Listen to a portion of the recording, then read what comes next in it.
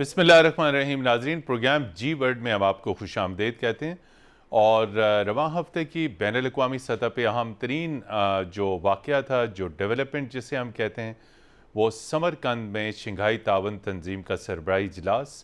आपने पाकिस्तानी, इलाकाई और बैनुल अक़वामी television screens के ऊपर यकीनी तौर पे देखा होगा कि दुनिया की दो बड़ी ताकतें चीन और रूस की क़यादत, सेंट्रल एशियन स्टेट्स के सरबराहान भारत और पाकिस्तान की क़यादत, ईरानी क़यादत समेत जो शंघाई तावन तंजीम के रुकन ममालिक थे, उनके तमाम सरबराहान हुकूमत और सरबराहान रियासत ने शिरकत की।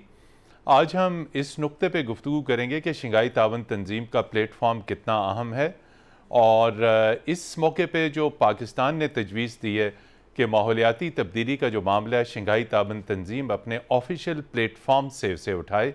पाकिस्तान की इस तजवीज़ को बाज़ ममालिक ने एंडोर्स किया, लेकिन इसके साथ साथ हम दीगर इशूज़ पे भी बात करेंगे जो शंघाई तावन तंजीम के एजेंडे के ऊपर शामिल हैं, यानी सिक्योरिटी कोऑपरेशन, इक़्तिसादी तरक्की, कनेक्टिविटी, राब्ते, तजारत, इन तमाम इशूज़ पर बात करेंगे। और इसके साथ साथ हम ये भी बात करेंगे शंघाई तावन तंजीम के हाशिए के मौके पर वज़ीर आज़म शहबाज शरीफ और रूसी सदर के दरमियान जो अहम मुलाकात हुई, चीन और पाकिस्तान की क़यादत के दरमियान जो अहम मुलाकात हुई और जो दीगर मुलाकातें हुई। अपने मेहमानों का तारुफ आपसे करा दें। स्टूडियोज़ में हमारे साथ तशरीफ़ रखते हैं माहिर बैनुल अक़वामी अमूर डॉक्टर सैयद मोहम्मद अली साहब। डॉक्टर साहब, आपका बहुत शुक्रिया। स्काइप के ज़रिए हमें ज्वाइन किया है माहिर बैनुल अक़वामी अमूर और फॉर्मर एम्बेसडर नजमुल साकिब साहब, जिनका सफारतकारी और बैनुल अक़वामी अमूर में वसी तजर्बा है। एम्बेसडर नजमुल साकिब साहब, आपका भी बहुत शुक्रिया।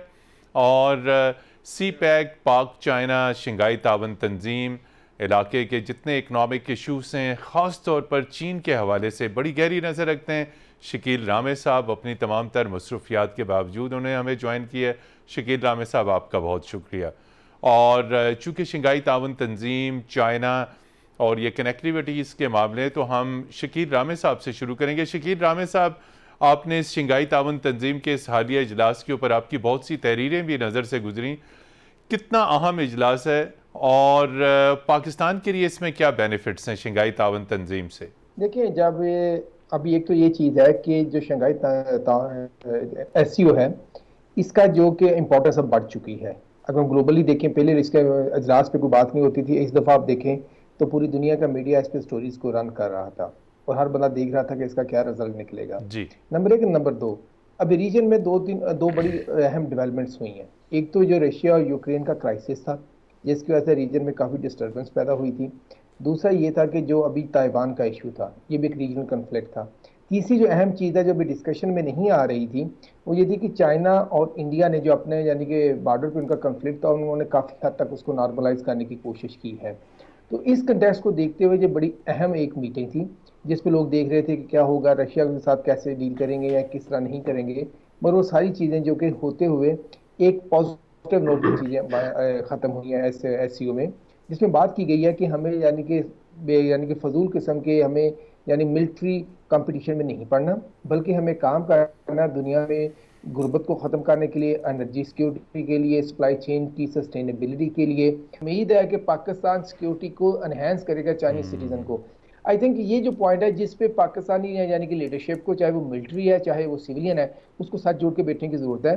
उनको समझने की ज़रूरत है कि जो न्यू पैराडाइम है, जिसको मैंने यानी कि न्यू ईरा कहते हैं चाइना का, उसमें चाइना ने अपनी इंडिविजुअल सिक्योरिटी को प्राइम कर लिया है। वो उनके ईच एंड एवरी यानी कि पर्सनल की सिक्योरिटी को वो इंश्योर करता है। आप देखें ना कि पास में जब चाइनीज पे जो हुए थे इंसिडेंट हुए थे, आल दो कि उसमें कुछ लोगों की जान गई थी, मगर दासू वाले अटैक पे देखें चाइना ने कोई कंप्रोमाइज नहीं किया। उन्होंने कहा जी आप हमारी इसको इंश्योर करेंगे और सिक्योरिटी को बढ़ाएंगे, आप बिल्कुल सिक्योरिटी को मौसर करेंगे। बिल्कुल, ये मसला है, ये एक मैसेज है कि अब वो उनकी जो इंडिविजुअल सिक्योरिटी है कि उस पर कंप्रोमाइज नहीं करेंगे। तो मेरे ख्याल इसको देखते हुए हमें आगे लेके चलने की जरूरत है। और दूसरी जो बिजनेस में कहा कि हमें राइटफुल एक्सेस देंगे हमारे बिजनेस को, ये चीज़ जाहिर करती है कि उनकी बिजनेस कंपनी जो इधर पाकिस्तान में काम कर रही हैं, इसका मतलब है उनको कुछ चैलेंजेस पेश आ रहे हैं, स्पेशली कोई डिस्क्रिमिनेशन ट्रीटमेंट नजर आ रही है, जिसकी वजह से प्रेसिडेंट शी जिनपिंग को ये कहना पड़ा। जी, एम्बेसडर नजमुल साकिब साहब, शंघाई तावन तंजीम हो, SCO हो, दीगर जो इंटर गवर्नमेंटल जो ऑर्गेनाइजेशंस हैं, उस पर लीडरशिप को एक मौका ये भी मिलता है कि वो दीगर जो लीडर्स हैं उनसे भी हाशिए के ऊपर मुलाकातें करें। आप कैसे देखते हैं जो प्राइम मिनिस्टर शहबाज शरीफ की मुलाकात हुई है रूसी सदर के साथ, पाकिस्तान के पॉलिटिकल कॉन्टेक्स्ट में तो हम आपसे बाद में पूछेंगे, तो पिछली गवर्नमेंट का एक बड़ा क्लोज कनेक्शन बना था मॉस्को के साथ, रशियन लीडरशिप के साथ, और उसको वेस्ट ने बहुत उसके ऊपर इज़हार नापसंदीदगी किया था।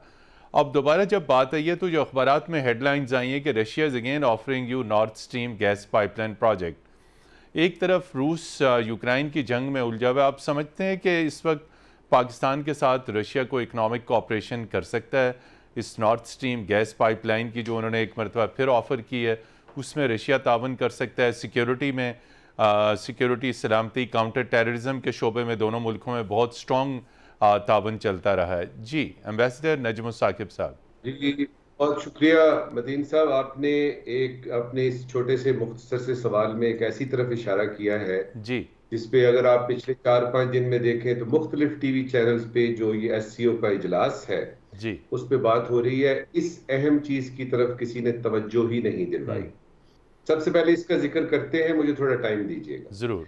देखिए, जब इमरान खान साहब वहां गए थे और जो शहबाज शरीफ साहब अभी गए हैं वहां पे, तो इसमें जमीन आसमान का फर्क है। जमीन सबसे आसमान का पहले फर्क है। ये है इमरान खान एक दो तरफा दौरे पे गए थे। ये जो शहबाज शरीफ साहब हैं, इनकी मुलाकात एक रीजनल कॉन्फ्रेंस की साइड लाइंस पे, मार्जिन्स पे, एक जो मामूल के मुताबिक मुलाकात होती है वो है। दूसरा ये है कि उस वक्त इमरान खान साहब जब गए थे तो उस दिन रूस ने यूक्रेन पे हमला किया था और रूस को उस वक्त चाहिए थी कोई सपोर्ट, और अजीब इत्तेफाक है कि अगर उसको पूरी दुनिया में किसी की फौरी सपोर्ट मिली तो वो पाकिस्तान की मिली थी, क्योंकि पाकिस्तान के वज़ीर आज़म वहां उस दिन बकलम खुद मौजूद थे। आप देखें D8 नजर नहीं आ रहा, OIC बिल्कुल इनइफेक्टिव है। उसके बाद आपके कोई तक सार्क बिल्कुल डोरमेंट है बिल्कुल।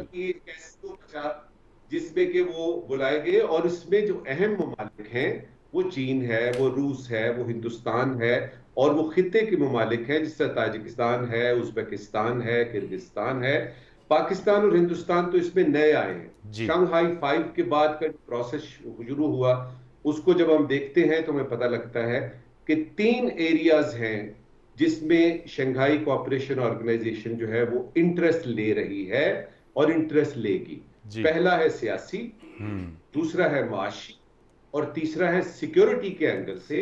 और सिक्योरिटी के भी एंगल से वो है कि एंटी टेररिस्ट जो एक्टिविटीज है उनको किस तरह से कम किया जाए। अच्छा, ये तो हो गया इसका बैकग्राउंड के ये कोई बायलैटरल हिसाब किताब नहीं था।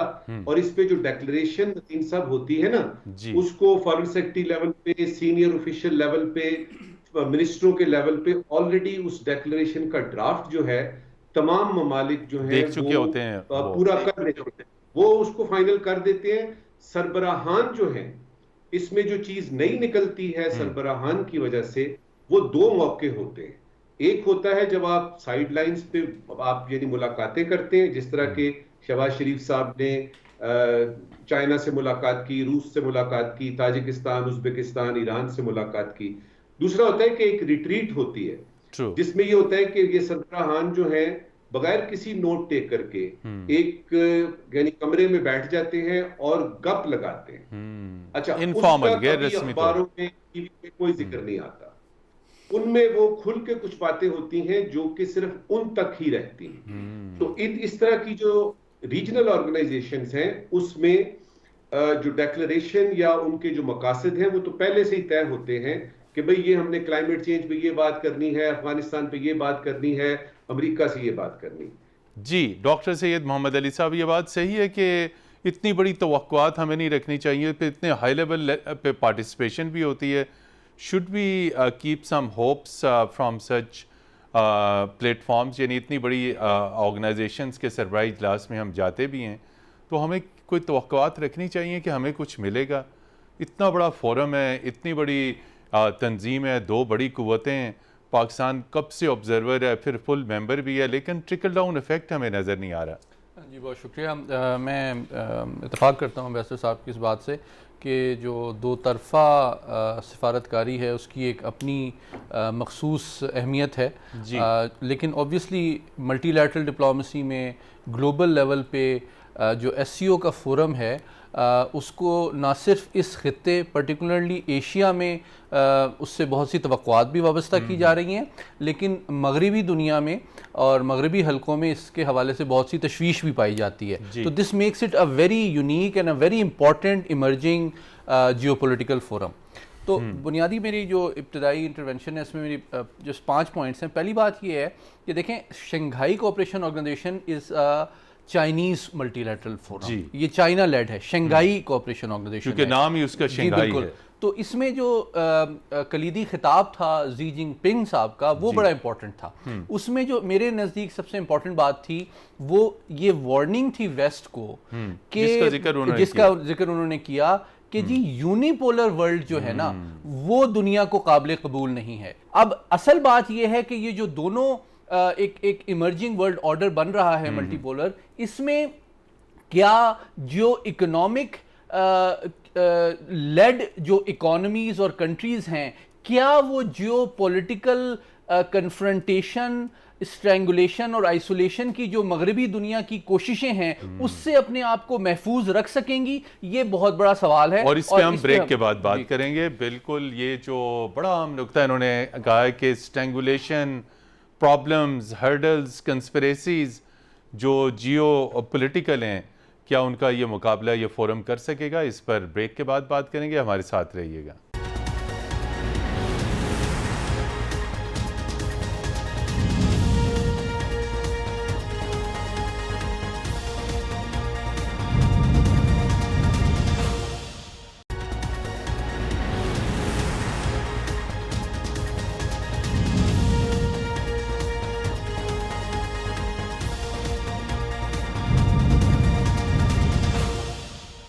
जी नाज़रीन, प्रोग्राम जी वर्ल्ड में एक मरतबा फिर खुश आमदीद। और हम बात करें समरकंद में होने वाली शंघाई तावन तंजीम के सरबराही इजलास की, और इसमें वज़ीर आज़म पाकिस्तान शहबाज शरीफ ने शिरकत की।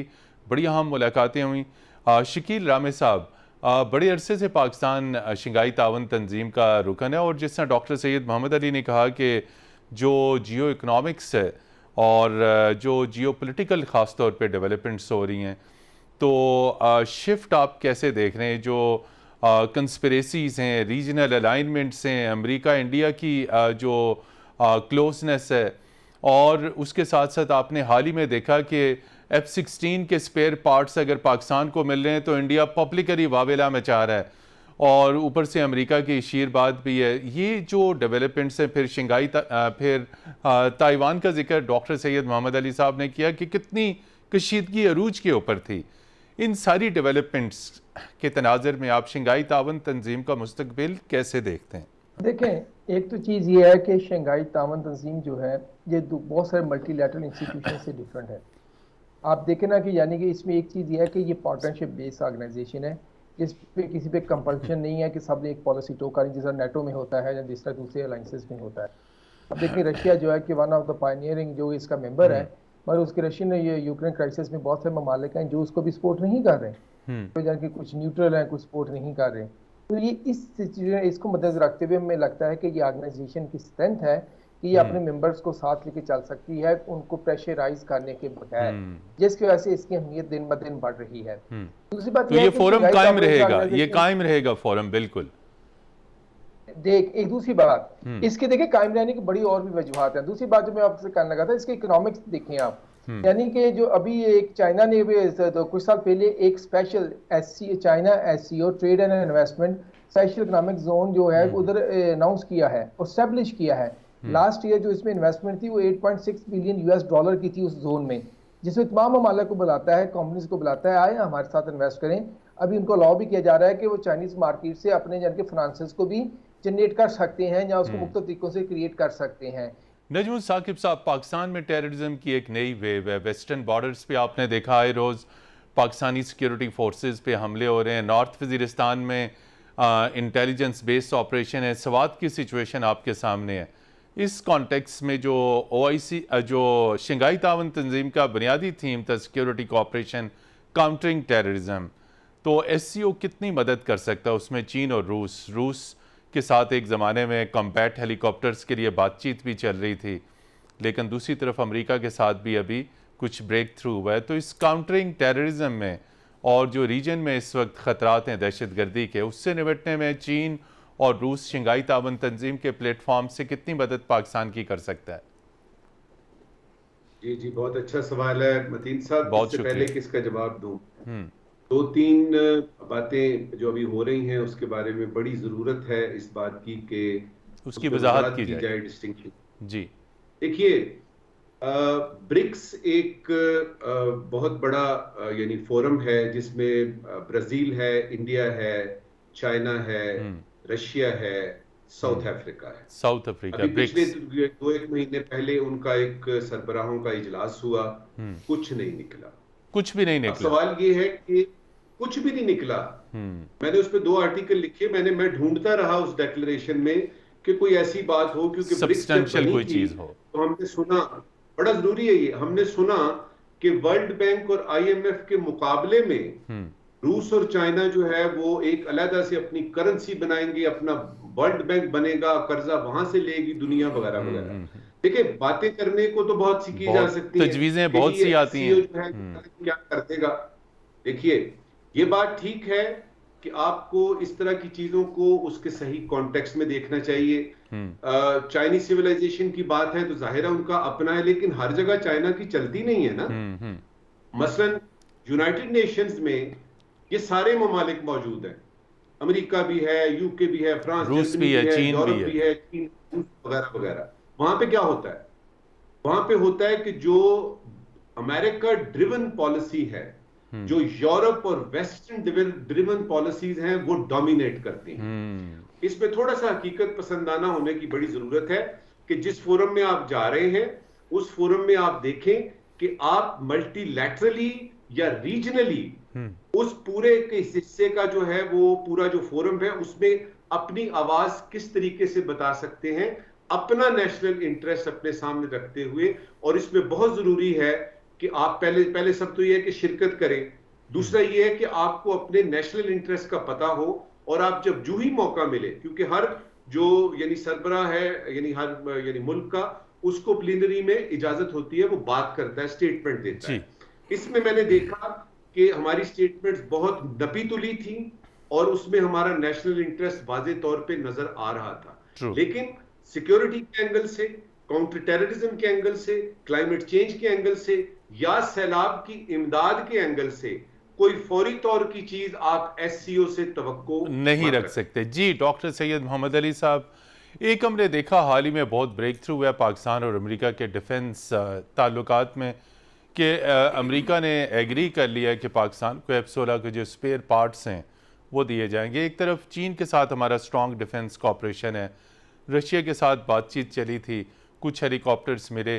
तो ये जो आप डेवलपमेंट देख रहे हैं, आप इसको कैसे देखते हैं? यकीनी तौर पे चीन और रूस के साथ भी हमारा डिफेंस कॉपरेशन है, लेकिन एक बहुत तवील अरसे के बाद यूएस से पाकिस्तान को जो स्पेयर पार्ट्स F-16 तैयारों के लिए मिलने जा रहे हैं, तो ये कितनी हम पेशरफ्त है?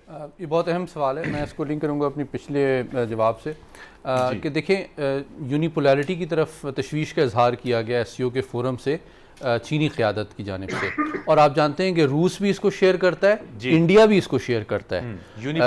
यूनिपोलर, क्योंकि चाइना, रशिया, इंडिया तीनों मल्टीपोलर वर्ल्ड चाहते हैं, क्योंकि उनको स्पेस और इन्फ्लुएंस चाहिए। वो नहीं चाहते कि एक ताकत का मरकज हो पूरी दुनिया में। नंबर 1, पाकिस्तान क्या कर रहा है इस वक्त? मैं आसान अल्फाज में एक्सप्लेन करता हूं कि unlike the previous administration in Islamabad, आपको कदरे मोहतात और बैलेंस्ड फॉरेन पॉलिसी नजर आती है वॉशिंगटन, मॉस्को और बीजिंग के साथ। आप देखें कि वजीर आजम उज़्बेकिस्तान गए जी। ये अच्छा, मुझे ये बताने दीजिए कि शी जिनपिंग साहब 2 साल के अरसे के बाद, जब से कोविड आया है, ये उनका पहला बैनुल-अक़वामी दौरा है। तो पहली दफा जब चीन की क़यादत निकलती है तो वो एससीओ को होस्ट करने के लिए उज़्बेकिस्तान जाती है। तो अब आप देखिए कि हमारे वज़ीर आज़म इसके बाद न्यूयॉर्क जा रहे हैं, ठीक है। और लेट मी टेल यू, वहाँ पे भी साइडलाइंस पे बड़ी अहम जो मुलाकात है। F-16 की सपोर्ट सर्विसेज का जहाँ पे जिक्र है, तो इसके लिए कोशिशें हमारी सिफारती सतह पे बहुत अरसे से जारी थी, और इससे ये इस बात का सबूत है कि पाकिस्तान इस मोहतात अंदाज में वाशिंगटन, बीजिंग और मॉस्को के दरमियान एक बैलेंस रखना चाहता है, बजाय कि वो एक पोल की जानिब शिफ्ट हो और बाकी दोनों इमर्जिंग या रिसर्जेंट के नहीं नजरअंदाज ना करे, बल्कि उनका रैथ या उनका एंगर भी वो मोल ले। तो हम नहीं चाहते, जिस तरह आपने देखा we want to do business with everybody. जो कॉमन इंटरेस्ट की बात है उसकी बेसिस पे हम हर एक से रखते अपनी मैशत चलानी। देखिए, मैं इसकी एग्जांपल ऑब्जेक्टिवली स्पीकिंग इंडिया की भी दूंगा। मोदी साहब ने तशवीश का इजहार किया इस फोरम पे डायरेक्टली पब्लिक के सामने पुतिन के हवाले से कि जो यूक्रेन की जंग है इसको जल्द खत्म करना चाहिए, और पुतिन साहब ने एतराफ किया कि आप ठीक कह रहे हैं, हम कोशिश कर रहे हैं कि जल्दी खत्म करें। तो आप देखिए, और मुझे एक और बात बताने दीजिए, देखिए चाइना रूस के करीब आ रहा है लेकिन वो अमेरिका से दूर नहीं जा रहा, इसलिए चाइना ने कंडेम नहीं किया अमेरिका के प्रेशर के बावजूद रशिया के इन्वेजन इन यूक्रेन को, लेकिन उसने, क्योंकि उसकी सबसे बड़ी एक्सपोर्ट मार्केट जो है वो अमेरिका है, उसका जो इकोनॉमिक राइज है वो अमेरिका और वेस्टर्न मार्केट के एक्सेस पे डिपेंड करता है। तो चाइना भी रूस और अमेरिका के दरमियान ताल्लुकात में एक बैलेंस रख रहा है, इसी तरह इंडिया भी रख रहा है। टर्की की मुझे एग्जांपल देने दीजिए कि यूक्रेन वॉर में टर्की ड्रोन्स सेल कर रहा है यूक्रेन को, जो कि रूस के खिलाफ इस्तेमाल हो रहे हैं, ठीक है, लेकिन वो रूस के साथ आज आप देखते हैं एससीओ में भी खड़ा हुआ है। तो अभी हमें एक मैच्योर, जिम्मेदाराना और मोहतात खारजा पॉलिसी की जरूरत है, जो कि इस मल्टीपोलर एनवायरनमेंट में ज्यादा मौजू और मुफीद साबित होगी। जी नाज़रीन, यहाँ पर लेते हैं एक ब्रेक, आपकी खिदमत में फिर हाजिर होंगे, हमारे साथ रहिएगा।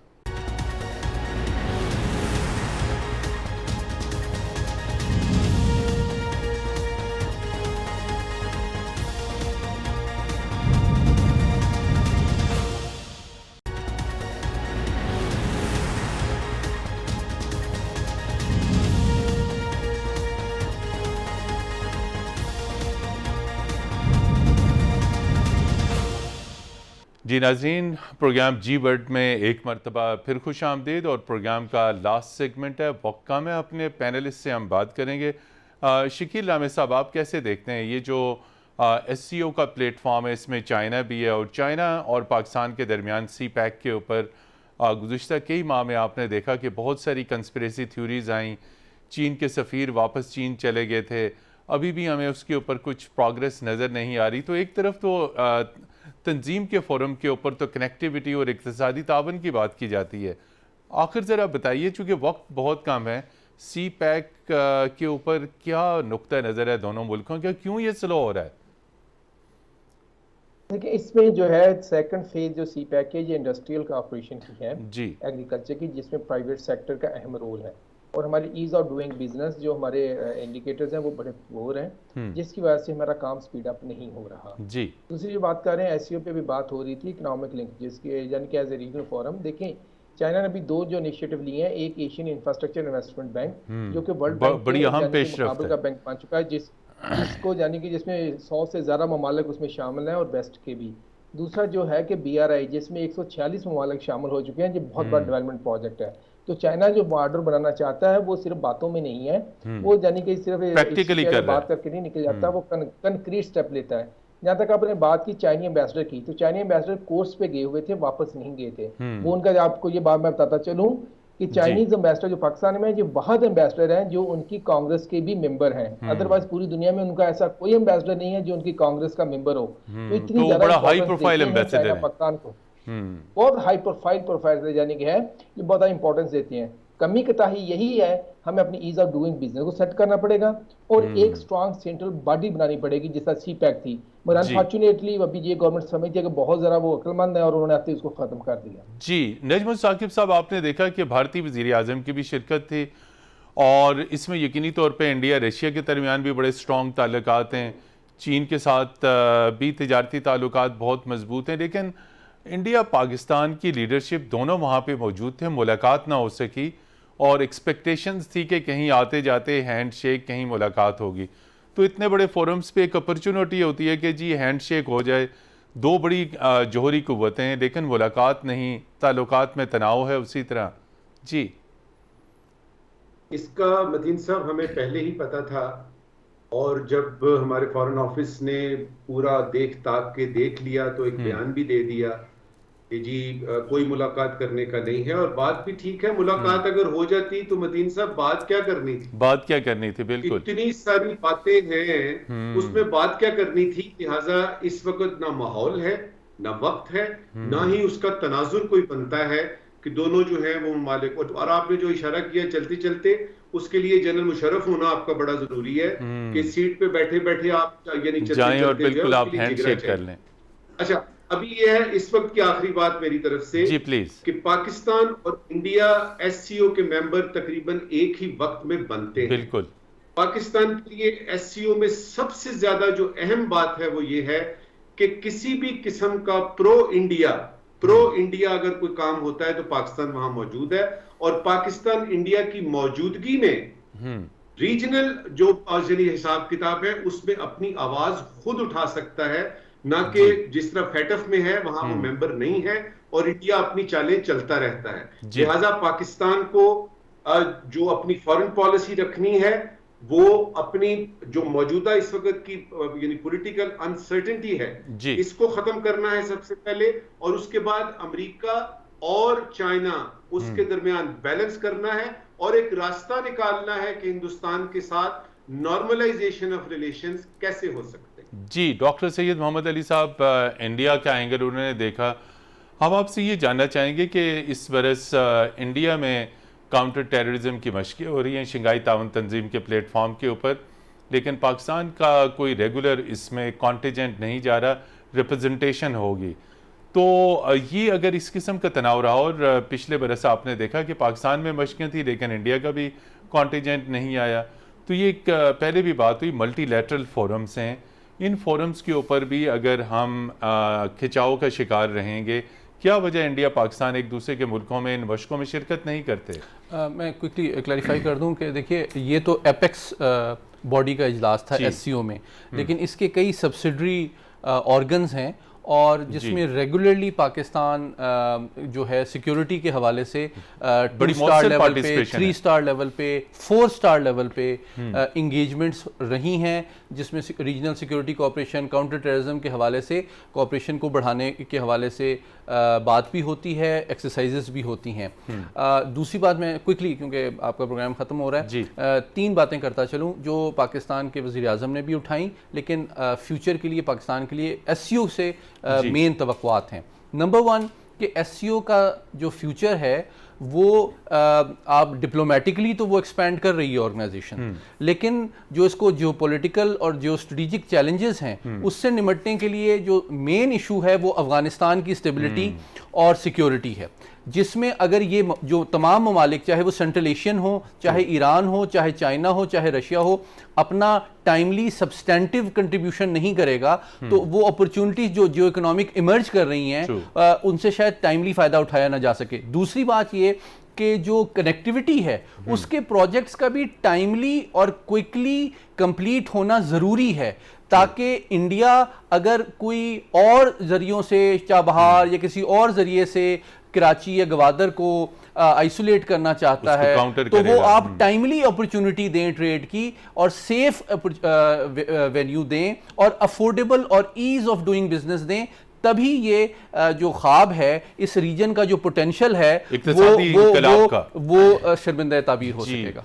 जी नाज़रीन, बिल्कुल खित्ते में अगर कनेक्टिविटी है यानी रवाबतें, सी पैक, BRI, इसके विजन को आगे बढ़ाना है तो यकीनी तौर पर पाकिस्तान को अपनी खारजा पॉलिसी, अपनी इकनॉमिक पॉलिसी, अपनी जो डिप्लोमेटिक पॉलिसीज़ हैं उसको सही अंदाज में आगे बढ़ाना है। यानी जो बात चीनी क़यादत ने की कि चीनी कंपनियों को पाकिस्तान में फैसिलिटेट किया जाए, ईज़ ऑफ डूइंग बिजनेस किया जाए, हमें अपनी खारजा पॉलिसी की सिमत को सही करना है, बीजिंग, मॉस्को और वाशिंगटन के दरमियान ताल्लुकात में एक तवाज़न पैदा करना है, ना कि हम किसी एक ब्लॉक का हिस्सा बने।